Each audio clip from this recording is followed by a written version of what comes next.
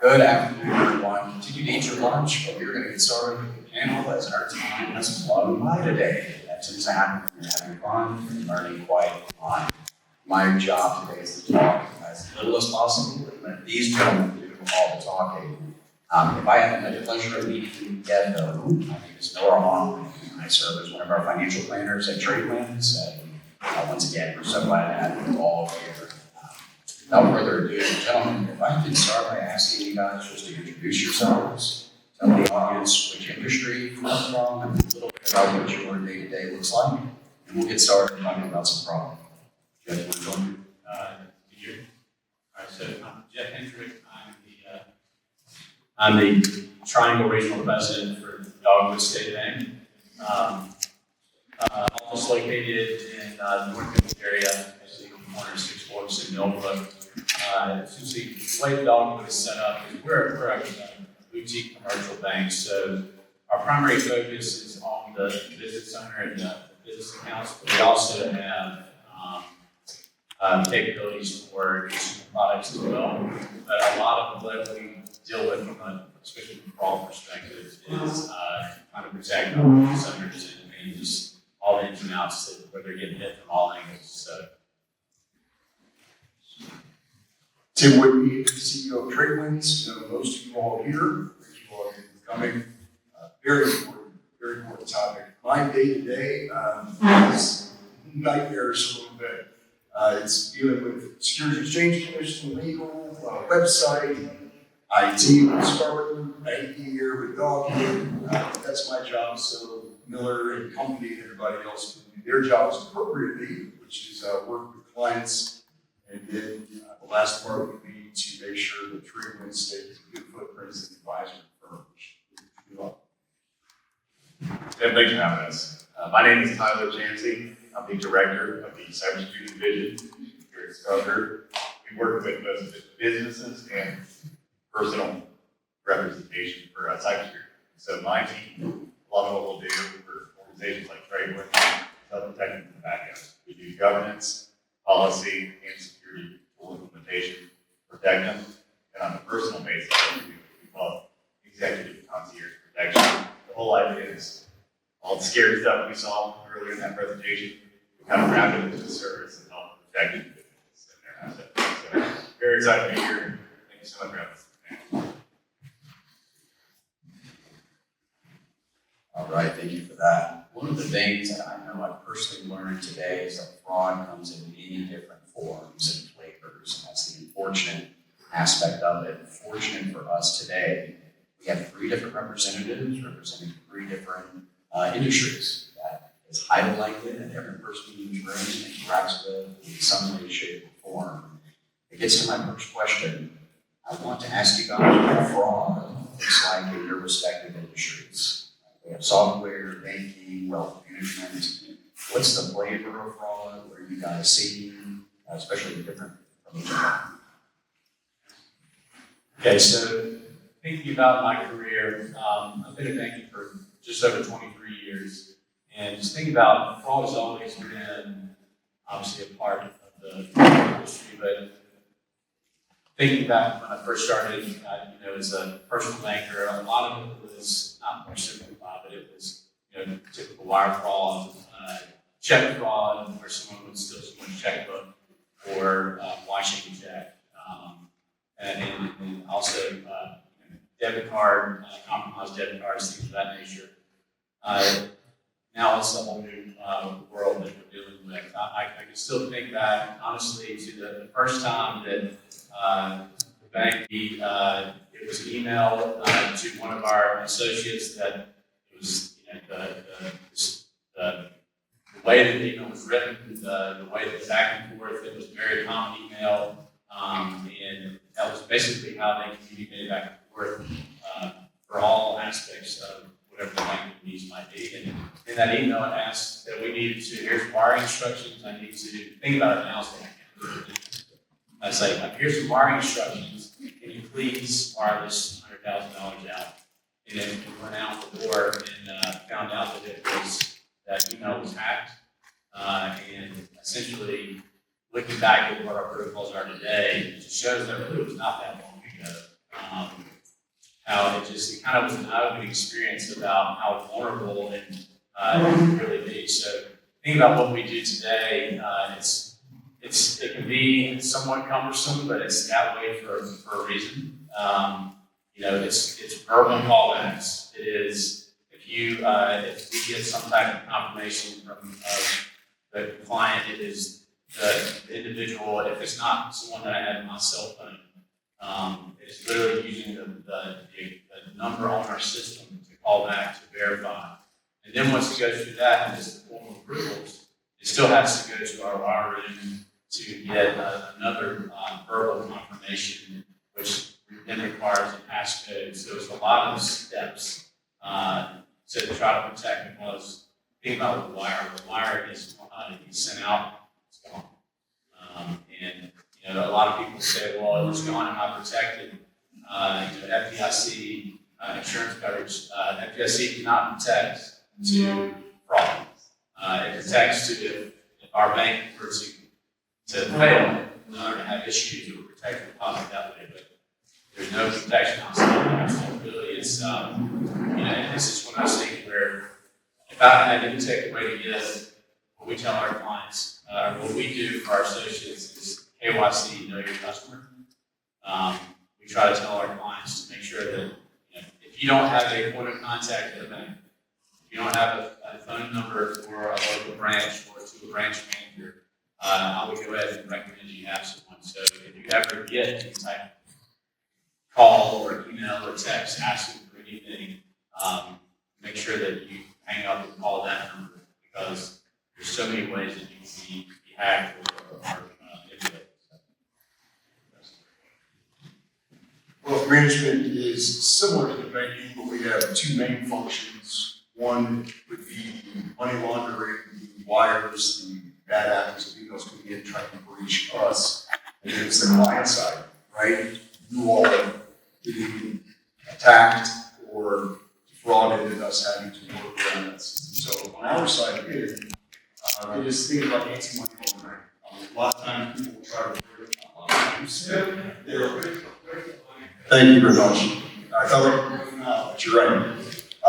Money laundering would be a simple story. Like I was in Wells Fargo and somebody had called me. Strangely enough, it was April Fool's, so I thought it was a joke. And they said that they had sold some property down in the Bahamas and wanted to bring money in and put it into an investment. And I'm like, who is this? And they actually came in and wanted to open an account and start washing money.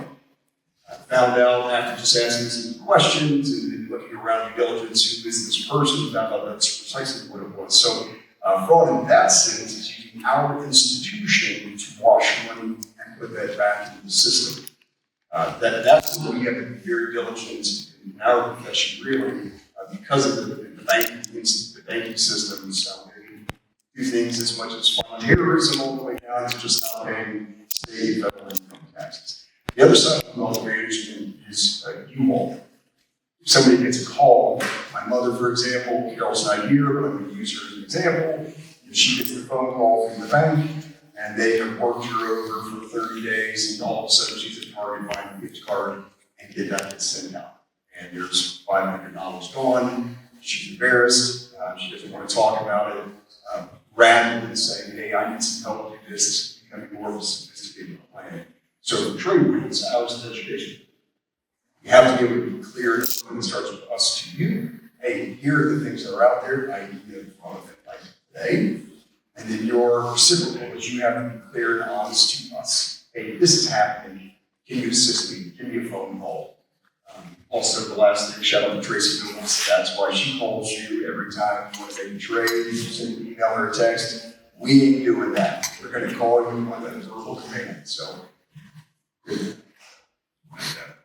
rather than breaching the network, steal all the data, encrypt it, and threaten the organization with a ransom. And it'd be something like $1 million data cryptocurrency. Nowadays, we very rarely see those. It's generally going to be what's called a business email compromise. This does translate right down to a personal level. It's what it sounds like. Your email gets compromised. They use your relationships, your workflows, your bosses against you. They stay in your email. weeks or months, learning your trends, learning that you work with people like Tim, and waiting for the right moment to intercept the email confirming your account information, swap out a few numbers, and send the same email back, all via your email. That is where things have headed. It's really all about protecting that inbox and protecting those lines of communication. If that does fail, policy is your next line of defense. When you're working with an organization like TradeWinds, you want to make sure you have a clearly delineated line on what communication will look like and what's required for an approved transaction. There are some more cutting edge things. There's so much I can talk about, but I'm going to wait for further questions in the panel. But ultimately, there's a lot you need to protect yourselves, and the IT world, it's always evolving, but it will never be invalidated by the know your customer fundamental. So make sure you have those relationships. Video and text might not be enough one day, we'll get to that. But make sure you have those relationships. Awesome, thank you so much, guys. At risk of being optimists in the room, we've heard an awful lot of bad actors and how quickly someone get access to your information without you knowing. I want to know, respectively, in each of your departments, what are you guys doing to combat this? We've heard know your customer, know your client, we've heard of maybe that personal touch, but from a systems perspective, are there consumer protections out there? You alluded to that before. Banking-wise, FDIC, SEC, is there any hope we have out there from an external source and both internal and respective organizations that will make everyone feel maybe just a little bit better about what's going on in your respective camps? So, perspective banking, paranoia is not necessarily a bad thing. If you, no bank will send you an email or send you a text message asking for sensitive information. And from that matter, if you receive a phone call from a bank, because I'm thinking this is a real-time example, where there was a fraudster who literally, they were able to mask and take the Dogwood 800 number, or basically had the showed the caller ID Dogwood State Bank. And then they just made up a name saying, hey, we're calling from the fraud department, trying to just verify these outgoing wires. And essentially, it was very convincing to the point where that individual started to give some private information that essentially allowed that fraudster to get access into their online account. Nothing like that. Anytime you receive, so backing up, don't ever respond back or click on a link to any type of text or email. And if you receive a phone call from someone, especially even if someone that if you don't know or someone that you know, say, I'm going to call right now. You know, always err on the side of caution, especially if it's requiring any type of sensitive information. Because all it takes is that one time where you put your guard down, and that's all it takes. So thinking about ways that, from Dogwood's perspective, ways that we help protect clients is we have systems in place, especially on the commercial side. It's for electronic transfers, it's called ACH positive pay, and check positive pay. And what those products do, essentially with an electronic transfer, where if you just basically want debiting out your account to go to a vendor, it's around a 24 to 48 hour window of time that you have to recall that to make sure that it's if it was fraudulent or not. For checks, you have a little bit longer time, so around a 30 to 60 day window, so basically one statement cycle.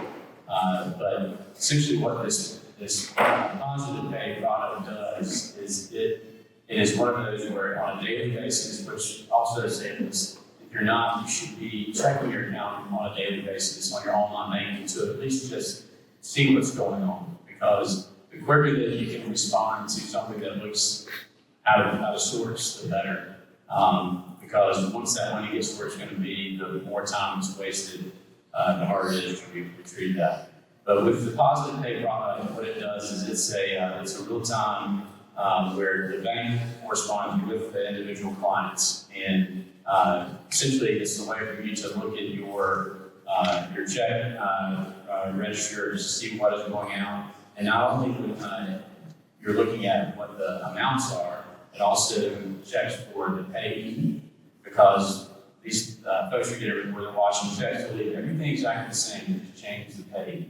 So if you're not actually clicking on that image to see that it's from the right person, you might say, oh, the check number's right, the amounts that's right, let's send it on through, and then it goes to someone that it's not supposed to. So those are two key components. And then another thing that we have is basically dual control. That's a process that we offer, just again on the commercial side, to essentially try to break up the responsibilities. Because any way that you can take it, you can break up, make it more difficult to get something through, the better. So dual control, and then one other piece is multi-factor authentication. They can probably talk about it more than I can on the ins and outs, but those components is just one other feature that banks offer to help try to protect you from all the bad stuff. We're happy to say that we use positive pay in Dogwood, so he speaks the truth, and that's very important on our side. From the wealth management side, I think any institution, big thing is insurance protection, right? Cybersecurity policies, there's the federal programs, state programs, but you have to insure. Like, it's like fire insurance. You hate paying the premium, but man, if something happens to the home, you get to make that phone call when you're saving on the cybersecurity. We don't just blindly buy a cyber insurance policy. We need to understand what it covers. Is it a ransomware, right? Is it a failure or loss to our reputation? Do we get paid for that reinstated? Is there a crash card group, like a Scarlett group that comes in, or some group that comes in and that's what it pays for? Not necessarily, hey, Tom's money got taken in a fraudulent event and that pays him back because I was cyber hacked. Because they don't cover things like this. Tyler said a really good job as policy.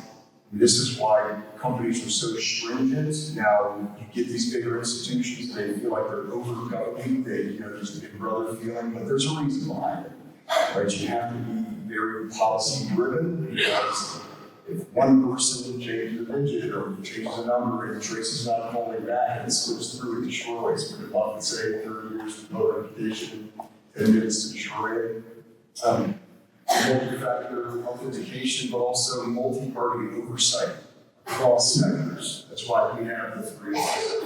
We're moving money and booster Dogwood checks. We check. If there's a bad actor hacking into our system, Scarlett Group knows it. We even have our local representatives here, okay, with shiny boots. They're on the local side looking at our servers. Somebody's come in and needed a server. Gentleman that pointed you, for example, sorry, bud. Jeff clicks on a fraudulent site and someone gets to our system, alarms go off. And that's real time, what we're doing that you don't have to think about. You have to be anxious and preoccupied with it, so you're not. That's a pretty big part of why you come to any of these major institutions who are hopefully insured. Best practices was a good one. Actually, what I just talked about that a few days ago. What are best practices that advisors can bring to the table? And the human in the loop is the hardest part, right? We're the most dangerous thing out there, unfortunately, humans. It's not the robots taking over, it's the humans controlling the robots. So looking at best practices, making sure we don't fall victim to things is where we really have to shine as an institution, especially as advisors. I'm gonna jump in on a story a little bit just because I'm so excited to tell it. So there was this financial analyst in Hong Kong, and I'm not sure you guys know the story, but I think it was 2023, early 2024. This analyst joined a Zoom meeting, so a video conference meeting with a lot of executives from his organization. And they were on video, and they told him to immediately wire $25 million to an account. And sense of urgency, but he was talking to the people he knew. Well, it turns out it was a little AI deepfake of his executive staff with AI. It was interactive, he was speaking with them, but it was deepfake. This technology, I'm going to reiterate my original point, the technology where things are heading in the IT world is getting so advanced that it's almost coming full circle. We have a very advanced security controls that we provide for organizations like TradeWinds. We have a lot of advanced governance and practices that help secure against cutting edge attacks like that. But at the end of the day, when we're talking to this audience here, your personal practices and behaviors are going to be your best defense. We really emphasize with everything, all the points that the presentation from earlier focused on. It's all about containing your online presence. It's about really ensuring that you know what social engineering is and understanding that if there's a sense of urgency or if there's a sense of dread around something, it's probably fake. Because if you think, how many times in your life is there that urgent moment where you need to send, 6 figures to someone? It really doesn't happen generally. And so if you feel urgency from somewhere, it's very likely fraud or a scam. You should take a step back and follow your practices. Some practices that we specifically recommend on a personal basis. Again, I could get into all of the cyber technical battle, but we'll avoid that. My favorite, very simple, is saying that within your families and code word that only you know, that you can start to use to counter threats like that. Because it is happening, it is already happening, where voice calls come in from your daughter, your grandchildren, asking for money because they're in jail somewhere, but it's not them, it's from their social media. There's a 13-cent paid feature of AI that lets them generate their voice. And if you have a code word, or you know to ask them, hey, on that note, what was our first pet's name during one of these urgent situations? That simple practice can be the difference between sending $10,000 to a scammer on the phone. Another one that I really want to emphasize here is if you really focus in on having, looking into this AI deepfake technology and learn what to look for, right now it's still in its infancy.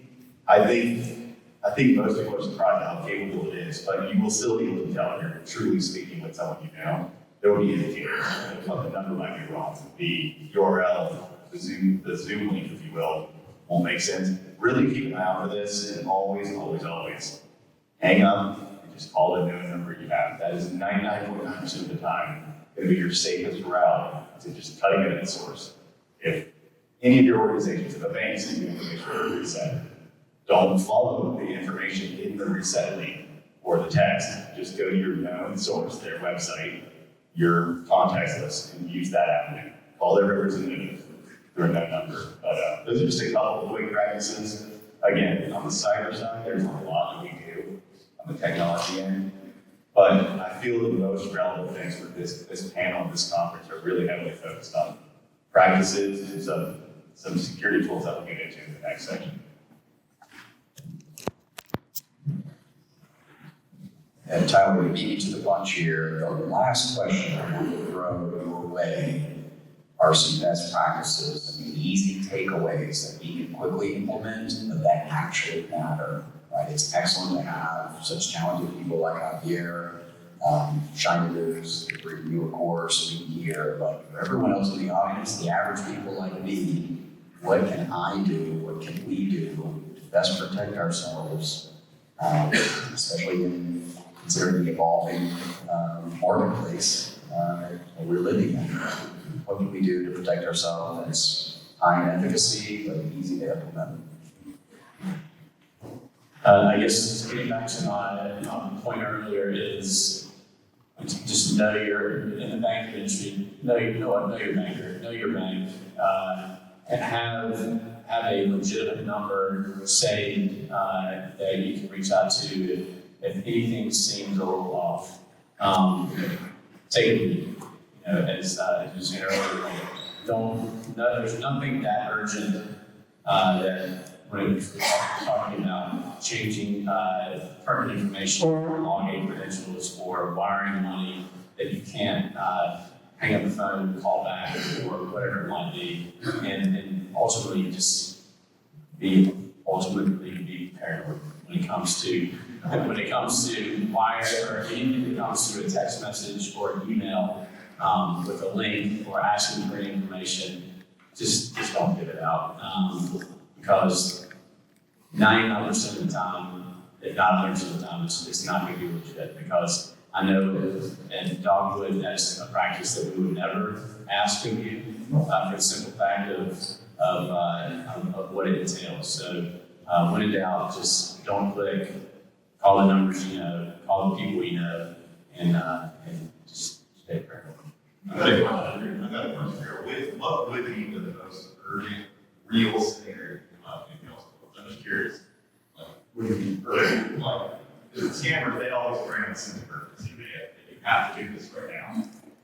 Is there any scenario, either else, or that means something that legitimately is happening? You have to execute on this right this second.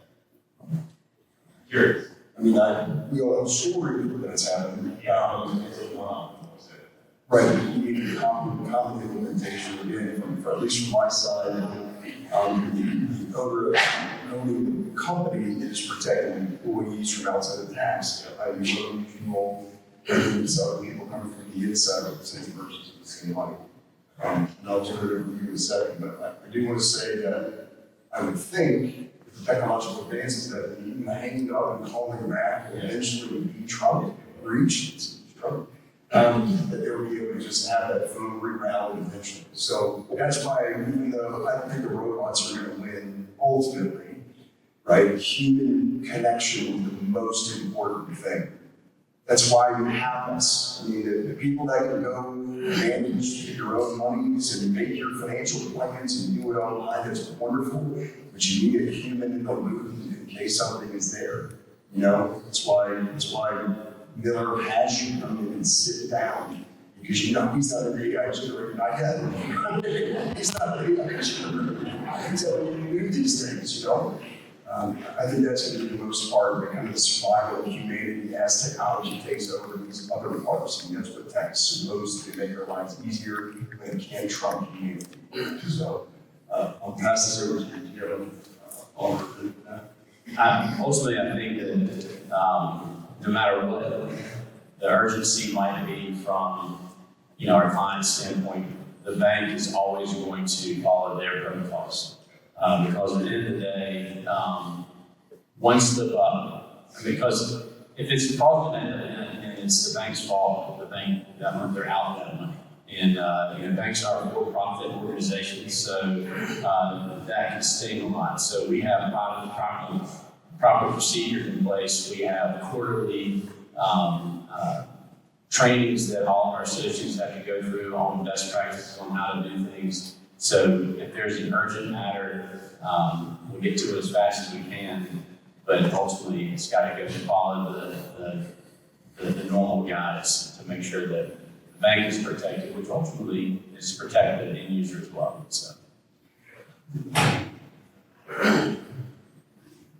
So the Tim mentioned, one of them really emphasizes, when I said we're full circle, that is my point. You can actually hijack phones as well very easily. We also saw a very good example of a access point that was extremely easy to set up and use. It's also easy to steal. It's called SIM theft, SIM cards in your phone, you can steal phone numbers. I think the full circle is that potentially large transactions might go back to the old-fashioned flying and meeting with them, or really ensuring you with through a series of code words and phrases that you aren't talking to the person you need to talk to. On the technology side, then, some pretty simple, quick practices you can take to ensure that you're secure. Organizations out there, we offer this as well, have protection services, even for individuals. And there are tools, something called Threat Locker, for example. This tool won't even let new tools run at all on your devices, on anything. If it's not approved, allow this tool, you cannot install new things. It also has a web portion where if you go to a site like that, scan Google site, it won't go there because it's a scam site, it'll filter it immediately. Awareness is another huge thing. You guys are all already doing the best possible thing. It's an awareness seminar, attending industry events, doing training sessions. There are tools that will actually send you fake phishing emails.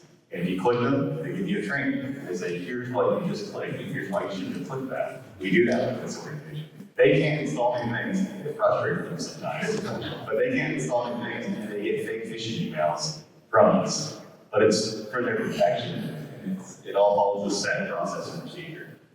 So I really think hyper focusing on the awareness aspect is a big takeaway for this. You're doing the right thing. Go home, listen to his podcast, be aware of what's out there in the industry, be aware of where the scams are coming from, and just build those relationships. Come full circle, go back to the way it used to be done. Build those relationships and ensure that you're always keeping the person in the mix. Because right now we're in a very fast changing world where even what you see here, you can't fully trust anymore. Thank you guys so much for joining me. Please give your panelists a round of applause.